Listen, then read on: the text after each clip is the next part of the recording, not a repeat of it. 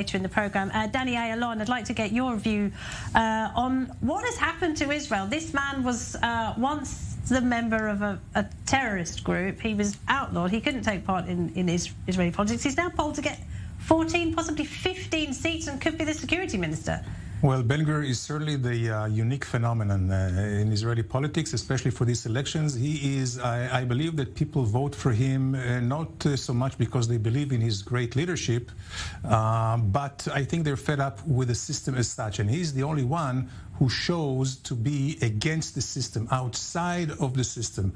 So for many, especially the young people, as was mentioned here before, for the young people, you know, which have maybe not so much experienced ear in terms of deciphering political messages. Maybe they go for the simple messages, supposedly simple solutions.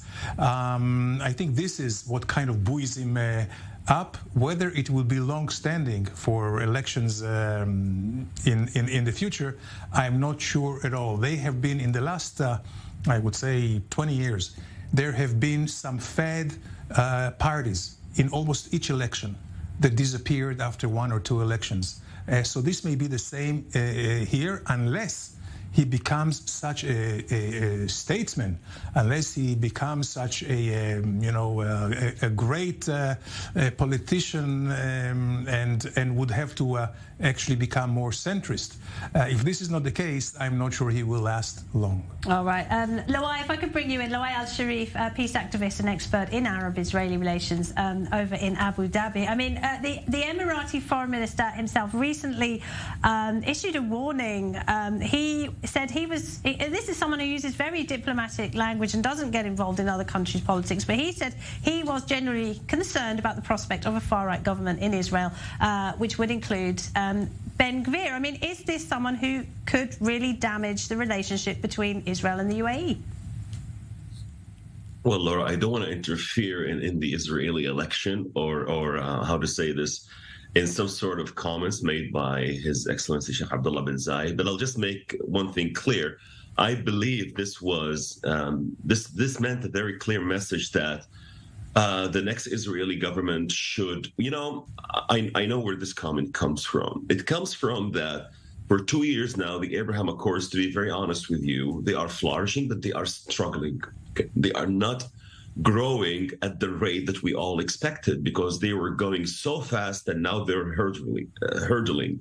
So now, adding insult to an injury, it would make things worse. Now, if something happens, if someone comes and make the Abraham Accords or the Israel or the emergence of Israel in the region more difficult, then this will make things hard, not for only Israel, but also for Arab countries or the Gulf Arab states that join the Accords. So I do want to say one thing.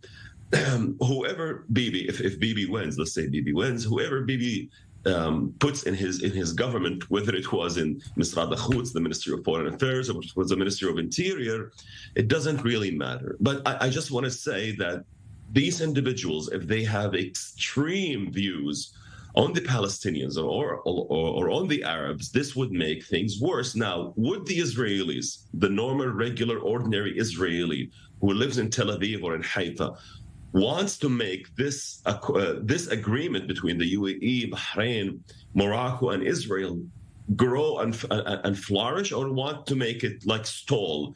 I believe they want to make it grow. So these kind of decisions might really damage the process. I very look forward to flourishing the Accords, Laura. As I always said to you and to other people, the greatest achievement of the Abraham Accords is not the trade, not the tourism, not the other things, the achievable things or tangible things by money, but the greatest achievements is the rehabilitation of Muslim-Jewish relations. And I want this to move forward.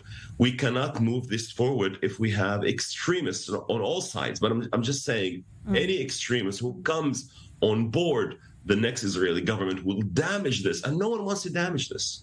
Very wise words indeed, Loai. Thank you very much, Loai Al-Sharif. Abdullah, I'd like to bring you in here. I mean, when we talk about Muslim-Jewish relations, I mean, this is a man who said he considered Baruch Goldstein a man who murdered 29 innocent Muslims in a massacre back in the 1990s. He said he was a righteous man. I mean, how on earth can people in places like Bahrain continue to tolerate relations with a country when this man could possibly be in the government? How could you, as Israelis, tolerate such a man? It's a good question. I don't know. I think Danny should answer this, or Luai even, because Luai, at the end of the day, trust me, this relation needs tough love. The Israeli understand it, and we shouldn't be shy in stating what is beneficial to work out the knickknacks out of it. So we don't need to be over diplomatic and just state our mind clearly. Those people, as the far right Islamists, are danger to the stability of the region. Definitely, the extreme right Israeli is even the same or worse. Okay, so we have to be forthright and just stating things as should be addressed. I'm sure Danny agrees with me. I would say, Abdallah, I would say you are absolutely right in the sense that it is abominable to say anything, to actually to commend or to put on laurels anyone who murders people, and this is right. I would like to say that about this Mr. Ben-Gvir, he is not just anti-Arab. He is anti-anyone who doesn't think like him. And he is anti-Jewish who are secular or who are on the left side. You know that before Yitzhak Rabin was murdered, he was carrying in demonstrations Yitzhak Rabin's photo with an SS uniforms. So this guy did some terrible things and said terrible things, not just against Arabs, but also against Jews. The question right now is, I have noticed that in this last election campaign, he toned down. I don't know whether it was just a tactical way to disarm people and concerns, or not. But one thing I would say to my good friend Abdallah, that nothing will really go between Israel and the relationship with Bahrain, the Emirates, and the other countries, because it is our interest, and I think it brings a lot of value to both societies. And in case, I also hope, like Abdallah noted, but in case Ben-Gvir is part of the government, there will be diplomatic solutions where his influence will be contained, where he will deal with issues that, of course, have nothing to do. He's angling for the job as the head of the interior, right? So he'd be in charge of the police force. But knowing Bibi, he will be very concerned about him even becoming the minister of Homeland Security. Yeah. So as a prime minister, Danny, let me stop you. So to prevent that, is Bibi Netanyahu going to, be the prime minister, the secretary of defense, and the security minister and foreign minister, just to contain that man? He can easily, yes. The only way forward. Abdallah, he has done it before, but he certainly can put him... this is what I'm saying. Right. He can put him as minister of, let's say Homeland Security, but take away most of his authority and responsibility, and he will put him in charge, let's say, over the welfare of policemen, and not more than that. Something, he's very adept and capable. It's a bit of a gamble, though, isn't it? It is, of course. This is someone who's come out of nowhere and is now. And by the way, if he's